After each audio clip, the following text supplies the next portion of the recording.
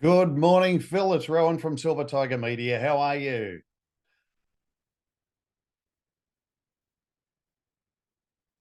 Can you hear me okay? I can indeed, man. How are you?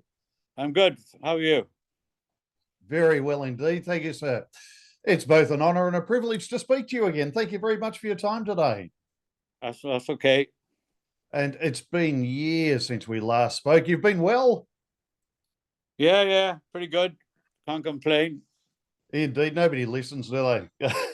No. Now, let's get straight to the most exciting news of 2025 here in Australia. Your triumphant return since last with Lem and Mickey in 2011. And for the first time in history, drumroll, Phil Campbell and the Bastard Sons live down under. We're very excited, sir.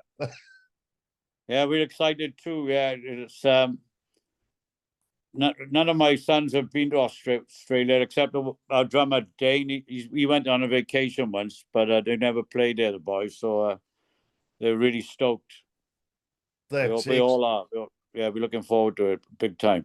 That's brilliant. It's all well in the words of the younger crowd. It's OMFG and eggplant emojis everywhere here.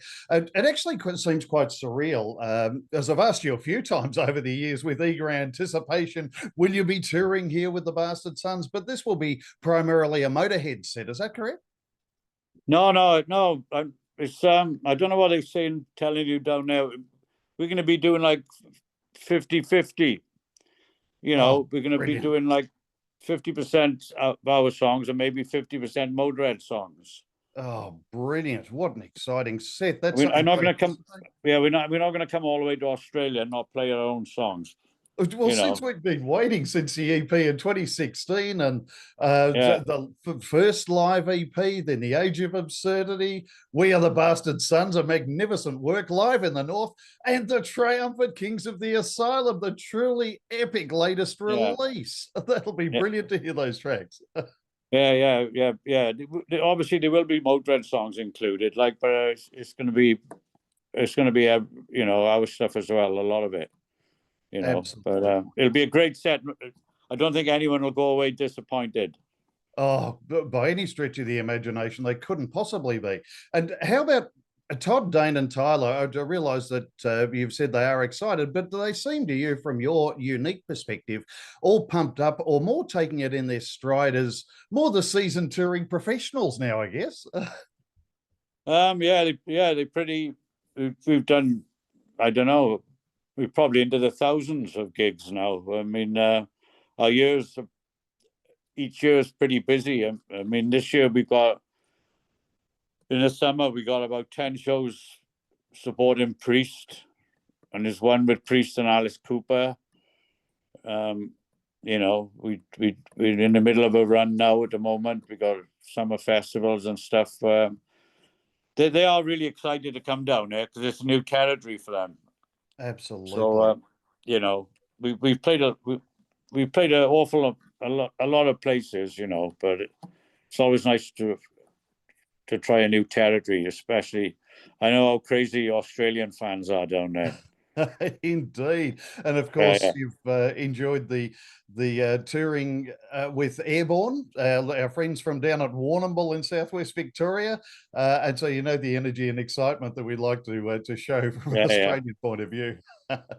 yeah. And of course, Joel Peters into the fold as a powerful new vocalist. Phil, how did that all come about? He lived the closest. No, I'm just joking. He does actually. No, a lot of people sent us some some tapes and some videos and stuff, and Joel was by far the finest of the lot. So we asked him to come down and in a rehearsal room, and we jammed for a few hours then, and we asked him to. I think we did a short run of gigs on trial with him, and then we to see if he wanted to still be in it afterwards, and from the two perspectives and that, and yeah, it's worked out great. He's got a great voice and great energy on stage as well. So the band's really, I think on Kings of the Asylum album, that's like really that's the sound I was looking for with the band. We've sort of improved every album.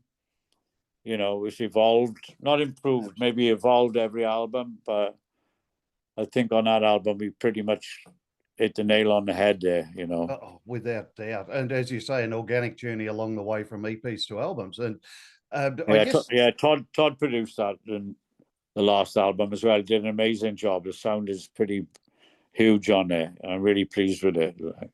absolutely. And of course, Joel has no shortage of credentials with guitarist for Tainted Nation, former vocals and guitar for Bootyard Bandits, former guitar and backline tech at Ailstorm, Wednesday 13 and Skindred. So he certainly paid his dues from backstage there. Is he enjoying the big stages like Wacken with your band? Yeah, seems to be. Yeah, they're all getting used to him now. You know, we've done stadiums with Guns N' Roses many times and really big gigs and stuff. So they're kind of getting used to it now, but they never complacent. You know, the gig is a gig. The people have paid money to see you. You can't get complacent in this game. You got to do your best performance. Like if it's going to be your last performance, you know, that's what we strive to do. Absolutely. How are the crowds receiving him, especially with the Motörhead tracks, where I guess there would be a certain degree of harsh scrutiny from some? Of what? I'm sorry. I guess there would be some harsh scrutiny from time to time from fans when it comes to him performing Motörhead tracks. Has he sort of taken that attention in his stride? Well, most of them, I think I can't remember any like really bad things said really from any Motörhead fans. They probably don't come to the shows or whatever, you know. But yeah, when we do our shows, everyone wants us to play a few Motörhead tracks anyway, you know, and they'd be disappointed if I didn't play Ace of Spades and, you know, a couple more, you know. And I wrote a lot of the songs anyway, so, you know, if I want to play my songs, I'll play them. Absolutely, indeed. Of course, while we're on Motörhead tracks being performed by Phil Campbell and the Bastard Sons, it has been irrefutable fact that you've established the pedigree of the band over six epic recordings and established the group's own identity and hard rock credentials. Was that part of a plan for you, Phil, to make the group arguably the only group who should carry the mighty Motörhead sound forward as a legacy? Was that part of the process? No, no plan at all. We concentrate on the Bastard Sons, you know. We stick a few Motörhead tracks in every gig, but this year I felt I wanted to, you know, it was 50 years since Lem formed the band. I thought I'd like to do a Motörhead set, you know, for some shows, you know. But it's primarily with Phil Campbell and the Bastard Sons. But it's too good a legacy, you know. Some of the songs need to be played and people have been enjoying hearing them one more time, like. Yeah, without a doubt.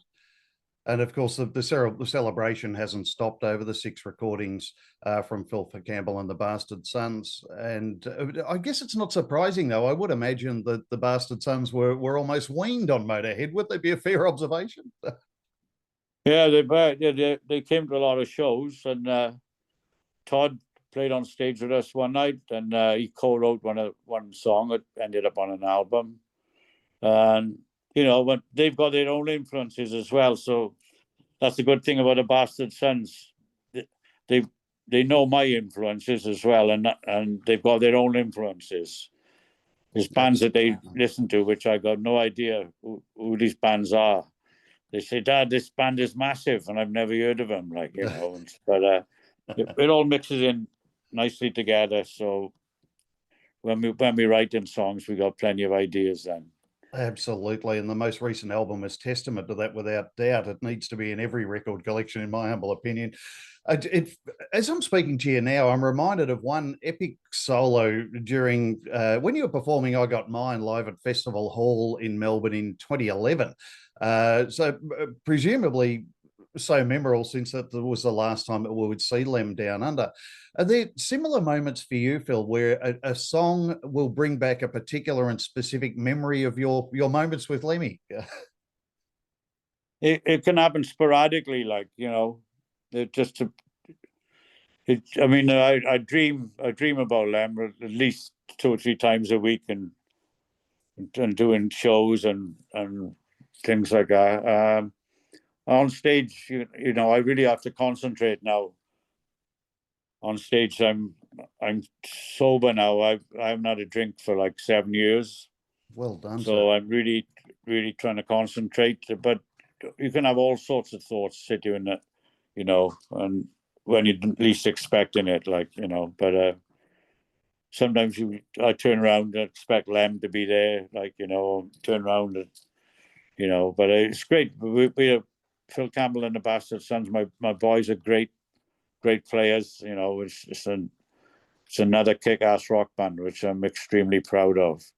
Absolutely. And of course, you'll be opening in the Australian leg of the tour on Tuesday, the 16th of September at Perth at the Rosemount.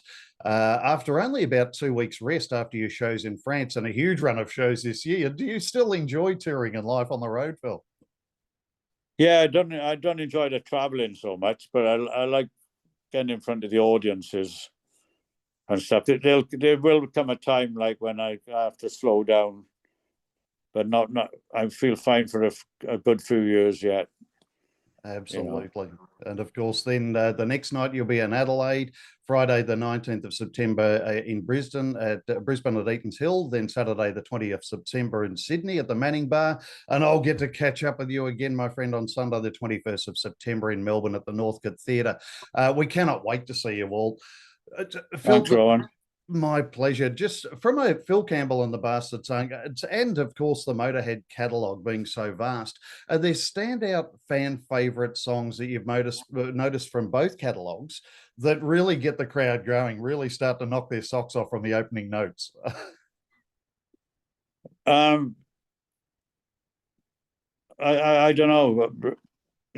Everything seems to go down well if we play. You know. We always have a great response from the crowd every night, never mind what we're playing. So I don't know. I guess we're doing something right. But I guess they're just excited to see us, or just excited to get a night out of their houses. Absolutely, you know, especially after those mad COVID times. It's just about going out and having a good time. You know, absolutely. Forgetting your work, and everyone works so hard these days and puts up with enough crap. And go and watch a real rock and roll band, you know, with no tapes and no auto-tune and mistakes happening. And, you know, you can hear actual real mistakes happening on stage. You know, it's the real thing. So we are what we are. Absolutely. And we're so pleased, my friend, that you have formed Phil Campbell and the Bastard Sons. I honestly cannot believe it. It's 10 years this year since Lem passed, but we've been able to still enjoy your legacy, your music, and taking it on the road with your sons. And of course, with a new frontman, it's absolutely exciting that we'll see you down under. We've got meet and greet opportunities as well. The opportunity to meet Phil Campbell and the Bastard Sons. That will be exciting. Oh, yeah, I know. Absolutely. Brilliant stuff. And of course, thank you very much for your time today again, Phil. We cannot wait to see you down here. And thank you for keeping all of the music going and keeping us so excited. We cannot wait to see you in September. Thank you, Rowan. It's been great talking to you. I'll see you in September, my friend. Terrific. I look forward to it. Thank you, Phil. Take care. Okay. Thanks, Rowan. Cheers, mate. Bye.